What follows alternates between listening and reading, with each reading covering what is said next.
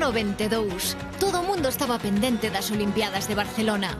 Aquí tamén, pero na Costa da Morte, con menos pirotecnia, pero seguramente máis fartura, aquel mesmo verán botaba a andar unha celebración coa que presentarlle ao resto do mundo un produto gastronómico único, os percebes.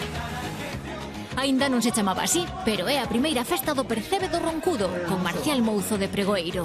Non ten competidor, nin no mercado, nin tampouco na mesa. E xa daquela servíronse kilos e kilos de percebes acompañados de cachelos.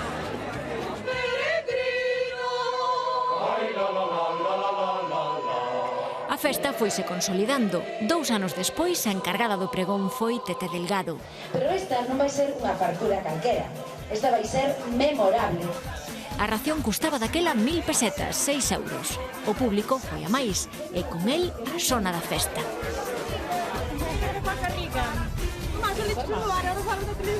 Nos vimos de Vigo, Somos forasteiros, aunque nativos de aquí, de pequeniño. Está todo moi ben. O que pasa é que non veio tanta xente como o ano pasado, pero está isto.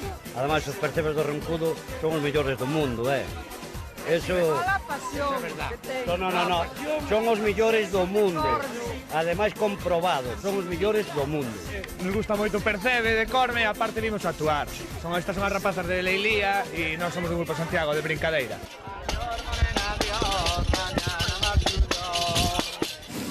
E para quen nunca fora, igual convén aclarar o nome.